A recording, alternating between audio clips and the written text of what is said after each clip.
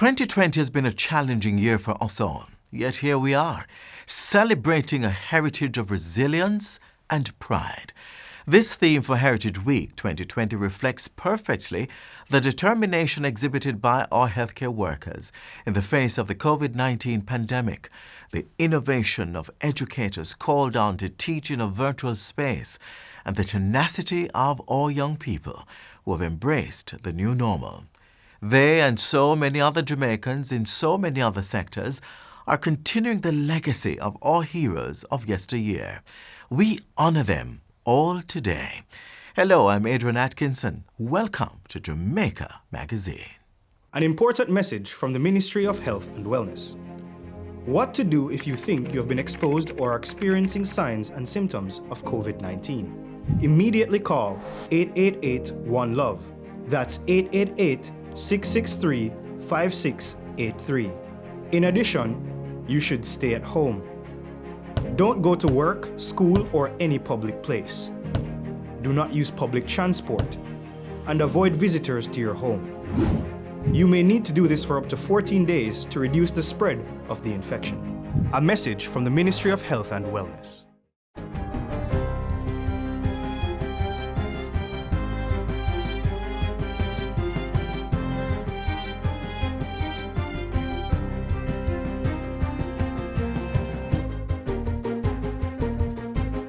Good day, I'm Stephen McHugh, and this is your JIS News for Monday, October 12. Government will be scaling up public investment with $6 billion set aside in the second supplementary estimates for the 2020-2021 financial year. Finance Minister Dr. Nigel Clarke says the objective is to revive economic activity and maintain jobs, while signaling to the private sector government's confidence in the future. Dr. Clarke says that of the $6 billion, $4.6 billion will go towards the South Coast Highway Improvement Project. As we look to scale public investments at this time, the quality of public investments matter. And we believe that the South Coast Highway Improvement Project meets the definition of the kind of public investment that catalyzes economic activity and jobs, which is precisely what we need at this time. The second supplementary estimates proposes overall additional expenditure of $15.7 billion to generate a total expenditure budget of $853.7 billion. The estimates also addresses the adjustment of newly created ministries following the recent general election. While giving an update on public spending, the finance minister told Parliament that the COVID-19 pandemic had reduced the revenues available to the government, while also increasing expenditure. He outlined that total COVID-19 expenditure to date was $36.8 billion.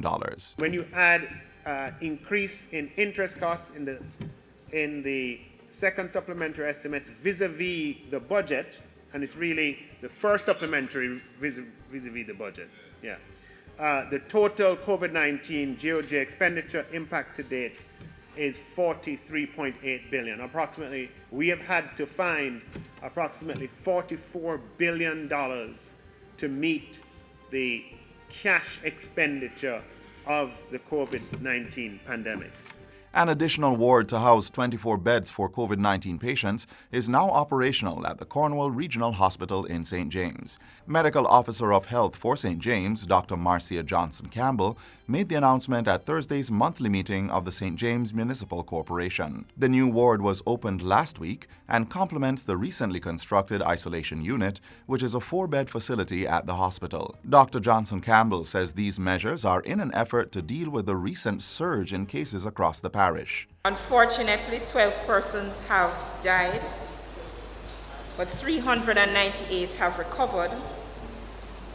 So we have 135 persons resident in St. James who are considered active, 20 of whom are admitted in facilities, whether the Cornwall Regional Hospital or our quarantine facilities, and 115 of them are currently in home isolation. Up to October 11, there were 653 confirmed COVID-19 cases in St. James. The parish has the third highest number of infections, surpassed only by Kingston and St. Andrew and St. Catherine. Dr. Johnson Campbell pointed out that COVID-19 containment measures in the parish continue, such as identifying persons who are symptomatic, contact tracing, and sample testing. Meanwhile, the public health sector is to be bolstered with an additional 127 nurses and 20 midwives. These will add to the 120 doctors who joined the health team recently. Health and Wellness Minister Dr. Christopher Tufton says the new nurses and midwives will be drawn from a recent batch of graduates certified by the Nursing Council of Jamaica. These are persons who have graduated through the system, and I want to just say we are ready to take them on because we need more people to support the work. He says government will also recruit additional nursing staff to fill any identified gaps through existing bilateral relations with Cuba. When the COVID response started, we brought in some 150 or thereabouts, primarily nurses and specialist nurses. We have taken a decision to go back for more, maybe twice that number, but ensuring first that we use all the locals that have graduated and then complement with our Cuban friends and professionals. Dr. Tufton says 1,200 patient care assistants are also being employed to assist nurses in hospitals. At the same time, recruitment will continue to increase the number of community health aides from just over 700 to 1,400. In the meantime, the Ministry of Health and Wellness has officially launched its COVID-19 Healthcare Worker Welfare Program. $75.8 million has initially been budgeted to support the program for a 12-month period. It will be bolstered by additional support through public-private partnership agreements. Portfolio Minister Dr. Christopher Tufton signed 2 such partnership agreements with Grace Kennedy Limited and Chukka Caribbean at the Jamaica Pegasus Hotel recently. Dr. Tufton says the welfare program will benefit the healthcare workers and their support systems, including family members. The objectives are to increase staff morale, reduce the effects of burnout, build staff capacity within facilities, and boost the overall effectiveness and efficiency of service delivery. The program will provide benefits under 5 components, namely human resource management, psychosocial support, rest and relaxation, COVID support, and wellness. And finally, the Ministry of Education, Youth and Information will soon launch its One Laptop or Tablet per Child initiative. The program is being launched in partnership with the Private Sector Organization of Jamaica, PSOJ, and aims to equip students with the tools to access online education. We're seeing corporate Jamaica rally to the call already. These include the Musson Group, who on its own initiative has put in place a program to help their employees buy a laptop or tablet for their children. The Education Minister was speaking in Parliament last week. She revealed that companies such as the Sandals Group, Manpower Maintenance Services, Premix, Digicel, and New Fortress Energy were already on board with the initiative. Electronic devices such as tablets and laptops have now become an important accessory for students across Jamaica as school resumed on October 5 with online classes. And that's it for JIS News Today. I'm Stephen McHugh. Thanks for watching.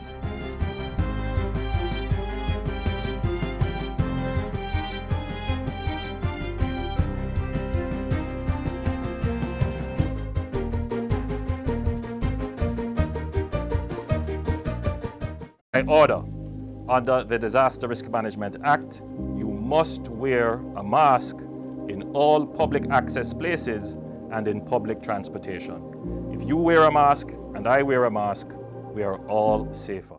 Resilience is certainly a word that can be used to describe our business sector and workforce, as they have grappled with keeping the economy afloat despite COVID-19's impediments.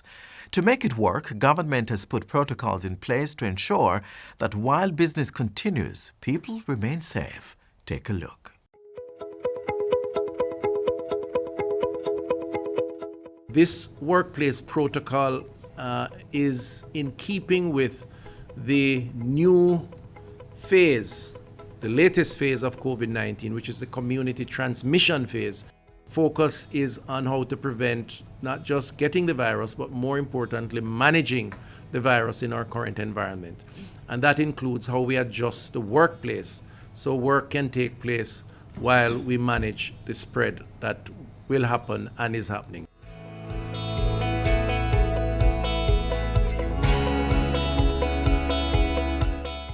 What employers and employees have to recognize is we no longer know who are the positive persons, because there are several positive persons in our community. They look just like you.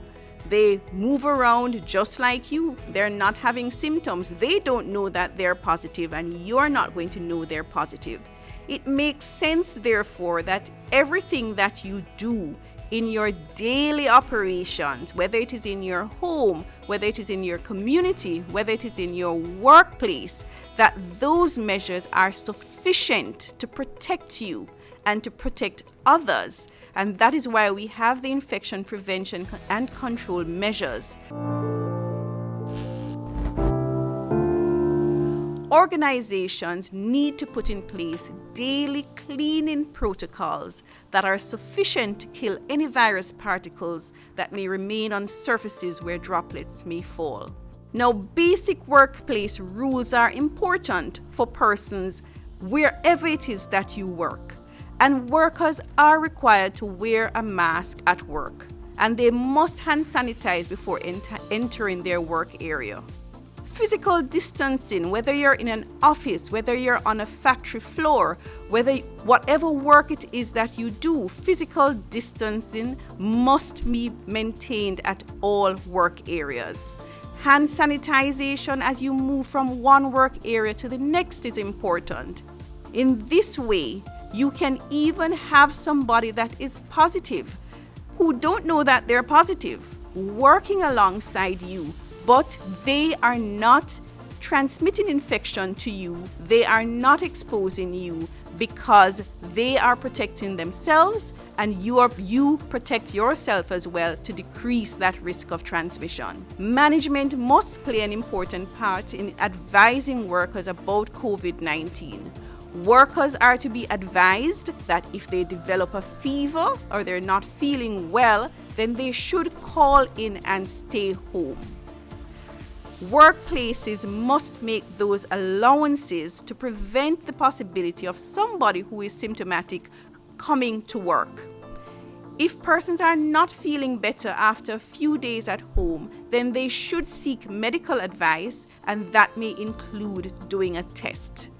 If they have done a test and the test is positive, they will be required to stay at home for a minimum of 14 days, including 3 symptom-free days after symptoms are resolved.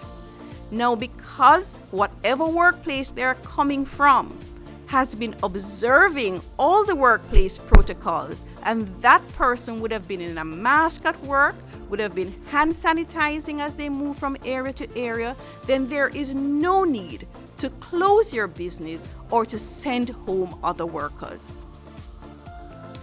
If someone in the workplace is observed to be ill and to have a fever or respiratory symptoms, then that person should be sent home.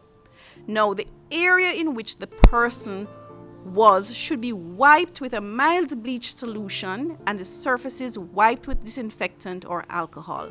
Now, once this is done and the area is dry, then that area is safe to be used. Now, persons who are in contact with a person who was symptomatic, showing symptoms, then those persons, if they have been adhering to their IPC measures, their infection prevention and control measures, then there is no need for those persons to go home.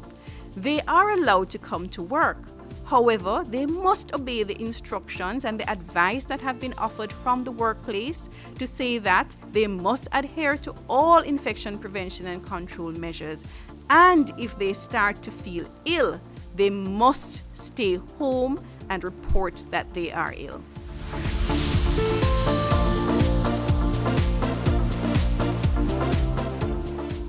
It's going to require significant personal, individual responsibility.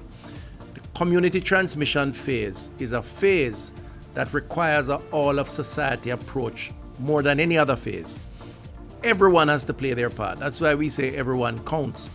And in the context of a work environment, every employee, employer, their workspace has to comply with the rules of engagement, assuming that if the virus is present, it is confined to that individual. and not going to be spreading across the board. And if we take that approach, then we will make it happen.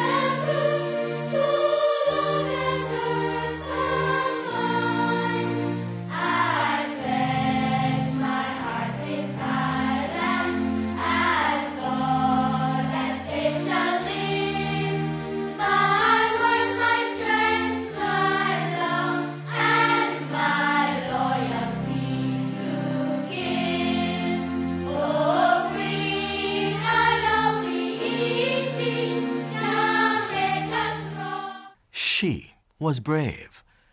She was the spiritual, cultural, and military leader of the Windward Maroons. For her resistance to slavery and fight for freedom, she is Jamaica's only national heroine. As we start our celebration of Heritage Week, it is only fitting that we remember this icon of Jamaican resilience and pride, Nanny of the Maroons.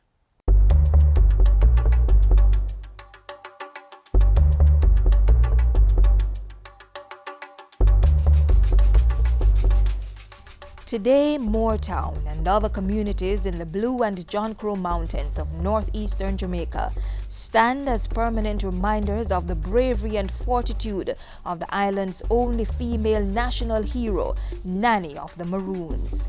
Nanny was among a group of brave enslaved men and women who dared to resist their master's rule by running away. These runaway slaves formed communities in the hilly interior of the island and fiercely protected them from the Spanish and later the British. After decades of warfare, the British finally yielded by recognizing the Maroons as an independent people with the signing of a treaty in 1739. The autonomy of the Windward Maroons is largely due to Nanny's tenacity as a revolutionary chiefess. Most of what we know about Maroon leaders, including Nanny, has been passed down through oral history, but that hasn't diluted her prominence in Jamaican folklore. According to stories, Nanny came to Jamaica as a slave from the Ashanti tribe of the Akan region of West Africa. It is said that she, along with her brothers Akompong, Kojo, Johnny, Coffee, and Kwaho, ran away from a St. Thomas plantation, settling in the mountains of Portland. Nanny remained in the Blue Mountains while her brothers branched out into other mountainous regions on the western end of the island. Popularly known as Nanny Town, Tony River, as the Maroons called it, was led by Nanny. Nanny's community was well organized, with its members surviving on animals raised and hunted, as well as crops grown and raided from plantations. Security came in the form of the location of the community high in the Blue Mountains, weapons seized in raids, and traditional African weapons of bow, arrows, and spears. Tony River was destroyed in one of the many fights between the Maroons and the British, causing Nanny to move her community deeper into the hills to what is now present-day Moortown.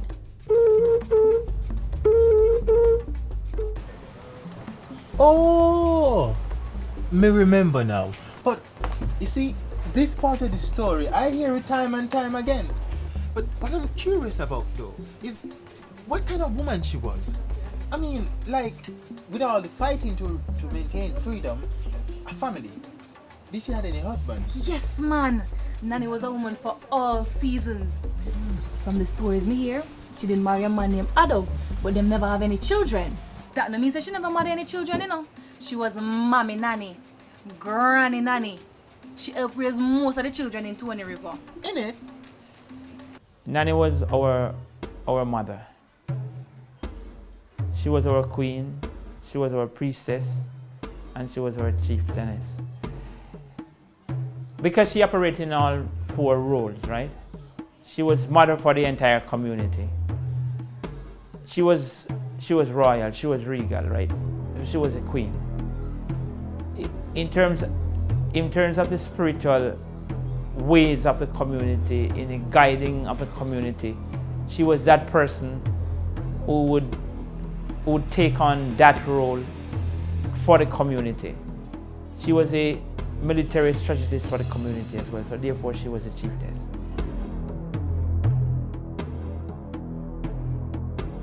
Any leader of any ilk or any quality generally rules with 2 gloves. 2 separate pair of gloves. One is a cotton glove and one is a iron glove. And you have the cotton glove on and then you have the iron one and you put the cotton one over it. And Queen Nanny did just that, making a community out of different African tribes with kindness and compassion. But she was also a stern leader, dealing with dissent while making tough decisions. Nanny was not only the political and military leader of her tribe, she also served as spiritual leader. Before Nanny and the Maroon warriors would go off to battle the British, she would prepare them for ambushes, the popular style of Maroon combat.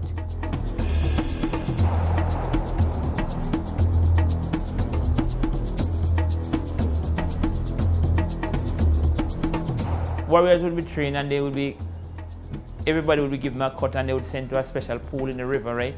Where they would go and dip in the water.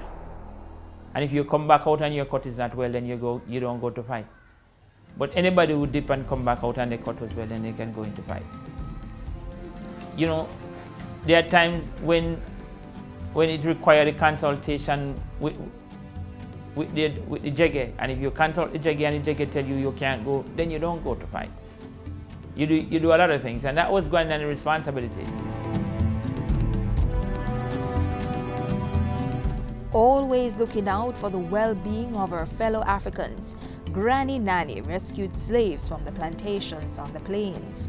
It's often said that after the Maroons signed the treaty with the British, they began to turn back runaway slaves, or even captured them for the British. The fact is that the Maroons would have taken in more persons than they would have returned. 200 years ago, 275 years ago, it had much more vegetation than now. It was much more covered and more people could have come and stay in the community undetected by the authorities. The authorities had 2 white superintendents who were supposed to reside with the Maroons, and most of the time the Maroons make life for them rough so that they had to leave. So many of the time they never really have the white superintendent living with them, so they could take in anybody that they want. The Maroons would have deliberately gone to the plantation and take away slaves from the plantation.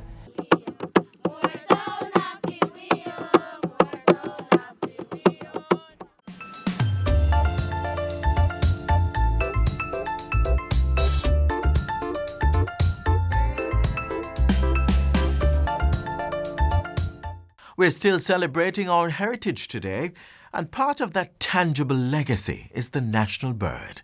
The Dr. Bird, one of our symbols of nationhood, has been immortalized for many decades in Jamaican folklore and songs. Today, we again tell its tale. Look, do you see it? Can you tell which bird this is? There are over 300 species of hummingbirds in the world, and Jamaica has 4 types. Our national bird, the Dr. Bird, is one of those 4, and it's endemic to the island. That means it's only found right here in Jamaica.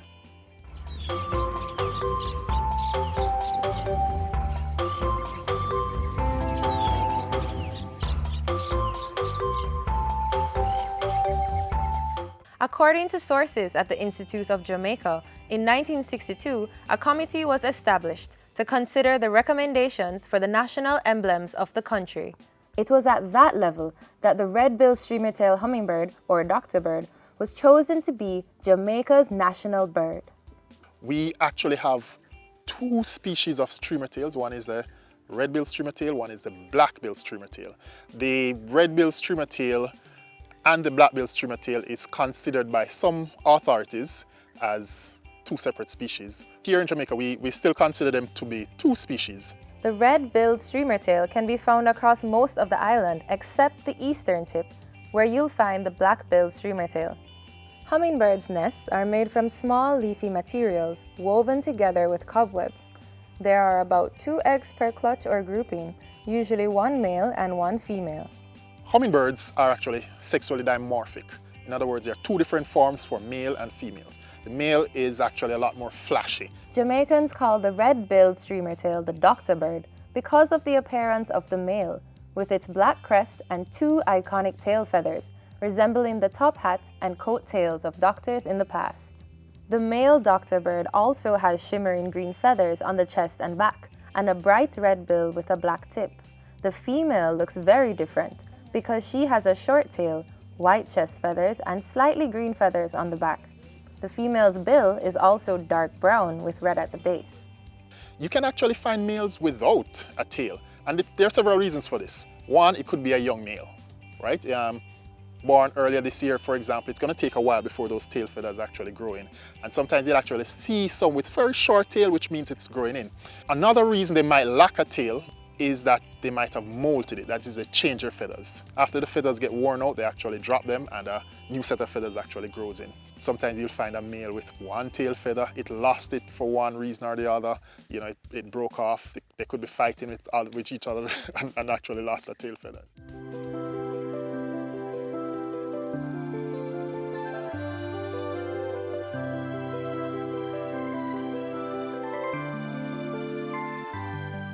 Hummingbirds, for their size, I mean, they're very tiny birds, but they're probably one of the most aggressive groups of birds in the entire world.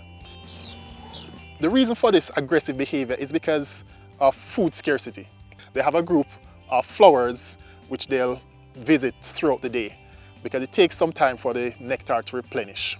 Sometimes about half an hour, sometimes about an hour or longer. So what they do, they'll feed along a particular route, taking different flowers as they go along. And so once they finish feeding, they'll defend that area until it replenishes. Hummingbirds flap their wings in a figure-8 motion, allowing them to change direction quickly as well as hover. But they are constantly burning so much energy that they must spend all day looking for food, only taking short rests in the shade. Hummingbirds are considered nectar feeders, and there was a time when we believed these birds fed only on nectar from flowers. But in more recent times, we realized that they do actually take insects very occasionally, and we suspect it's really just to get some supplemental protein. In terms of the trees and the flowers that the hummingbirds feed on, I would like to highlight that the national tree, the blue maho, is actually one of the favorite flowers of the doctor bird. You can spot the doctor bird at many of our public gardens across the island. For example, right here at the Blue and John Crow Mountains National Park, a United Nations educational, scientific, and cultural organization, UNESCO World Heritage Site. Look at that color, shimmering emerald green, and those 2 long tails. Our national bird is certainly a sight to behold.